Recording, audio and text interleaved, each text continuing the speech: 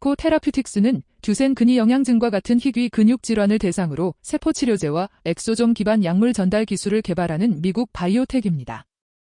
핵심 자산인 데라미오셀은 듀센 근위 영양증 환자의 골격근과 심장 기능을 보호하는 것을 목표로 하는 세포 치료제이며 별도로 엑소좀을 활용한 약물 전달 플랫폼도 초기 단계에서 키우고 있습니다.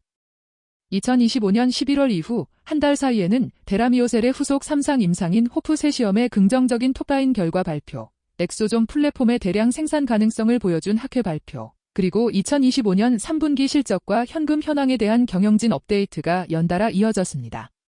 캐프리코 테라퓨틱스는 이미 미국 식품의약국으로부터 한 차례 심근병증 적응증 승인을 거절당한 뒤 이번 호프3 결과를 바탕으로 다시 승부를 보려는 후기 단계 희귀질환 바이오텍이라는 점이 현재 위치를 잘 설명해 줍니다. 이로 인해 주가와 기업 가치는 규제 당국의 판단과 후속 공시에 따라 크게 출렁일 수 있는 구간에 들어와 있습니다.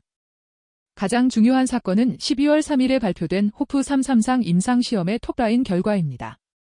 이 시험은 주로 심근병증을 동반한 듀센 근위 영양증 청소년과 청년을 대상으로 정맥주사로 세포치료제를 3차례 간격으로 총 1년간 투여하고 위약과 비교한 무작위 대조 3상 연구입니다.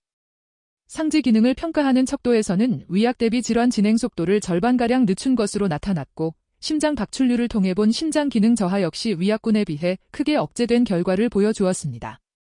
안전성 프로파일은 이전 임상과 유사하게 유지된 것으로 보고되었습니다. 캐프리코 테라퓨틱스는 이 데이터를 활용해 미국 식품의약국에 제출할 재심사 자료를 준비하고 있으며 기존 거절 사유였던 효능 부족 지적을 보완하겠다는 입장입니다. 그보다 앞선 11월 말에는 세포에서 유래한 엑소좀의 소분자에 올리고 핵산을 실어 대량으로 생산할 수 있는 공정 데이터를 국제학회에서 공개해 엑소좀 플랫폼의 산업화 가능성을 강조했습니다. 또 11월 10일에는 2025년 3분기 실적을 통해 매출이 거의 없는 상태에서 연구개발과 관리 비용이 크게 증가하고 있으며 보유 현금은 2026년 말까지 운영 자금을 충당할 수 있다고 경영진이 판단하고 있다는 점을 시장에 알렸습니다. 캐프리코 테라퓨틱스의 기업 가치는 현재 대부분 데라미오셀에 집중되어 있습니다. 데라미오셀은 심장에서 유래한 특수세포를 이용해 염증 반응을 조절하고 섬유화를 줄이는 방식으로 근육과 심장 기능을 보존하려는 개념의 세포치료제입니다. 이 자산은 희귀의약품 지정과 재생의료 관련 우대 제도 등 여러 규제 인센티브를 이미 확보한 상태이며 승인에 도달할 경우 우선 심사를 받을 수 있는 추가 혜택도 기대됩니다. 미국과 일본에서의 상업화는 일본의 제약사인 니폰 신야쿠가 맡고 있으며 캐프리코 테라퓨틱스는 마일스톤 수익과 판매 로열티를 받는 구조입니다.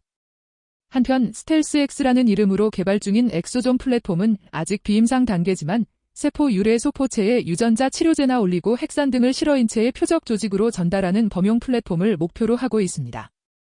이 플랫폼은 당장 매출을 창출하는 단계는 아니지만 향후 다른 희귀질환과 면역질환, 종양 영역으로 확장하거나 대형 제약사와 기술 제휴를 맺을 수 있는 장기 옵션 가치로 평가할 수 있습니다. 2025년 3분기 기준으로 캐프리코 테라퓨틱스는 본격적인 제품 매출 없이 연구개발과 관리 비용에 의존하는 전형적인 개발 단계 바이오 기업의 재무 구조를 보이고 있습니다. 전년에는 라이선스 계약 등에서 발생한 일회성 매출이 있었으나 올해는 그러한 요인이 사라지면서 분기 매출이 사실상 제로에 가까운 수준으로 감소했습니다.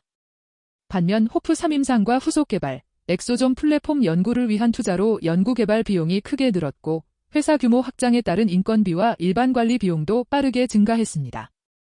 그 결과 분기별 그리고 연간 누적 순손실 폭이 전년 대비 크게 확대된 상태입니다.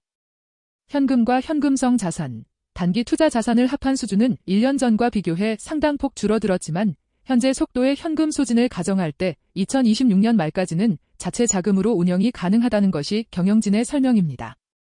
다만 데라미오셀이 계획대로 승인되고 조기에 시장에 안착하지 못한다면 임상 후속 연구와 상업 생산 설비 구축 등을 고려할 때 추가 자금 조달이 필요할 가능성이 높으며 이는 주주 입장에서 지분 희석의 위험을 의미합니다. 캐프리코 테라퓨틱스가 직면한 가장 큰 이슈는 미국 식품의약국과의 규제 리스크입니다.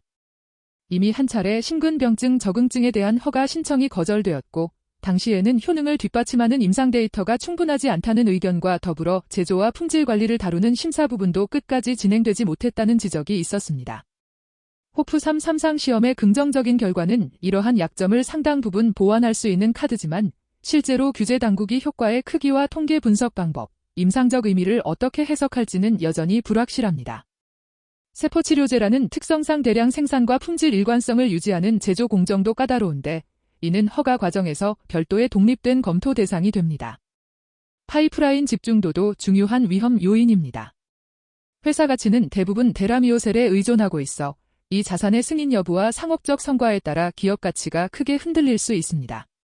매출이 없는 상태에서 연구개발 비용과 운영 비용이 계속 발생하고 있기 때문에 일정 시점 이후에는 주식 발행이나 기타 금융수단을 통한 추가 자금 조달이 불가피할 수 있으며 최근 호프세 발표 이후 주가가 빠르게 올랐다는 점은 높은 가격대를 활용한 증자 가능성도 동시에 시사합니다.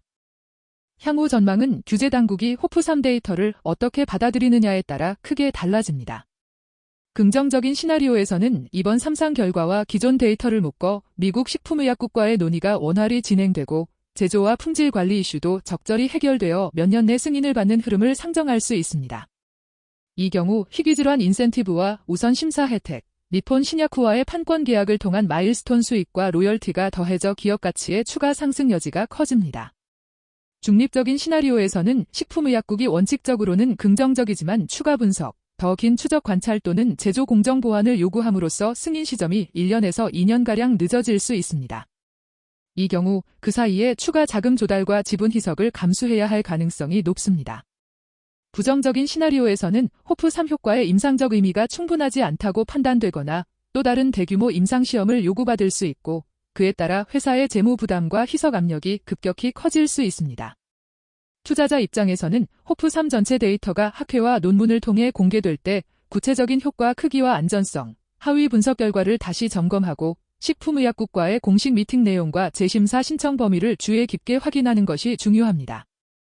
아울러 추가 증자, 전환사채 발행, 주식 매도 프로그램 등 자본 조달 관련 공시가 나올 경우 그 시점과 조건을 통해 회사가 체감하는 자금 압박과 전략 변화를 함께 해석할 필요가 있습니다.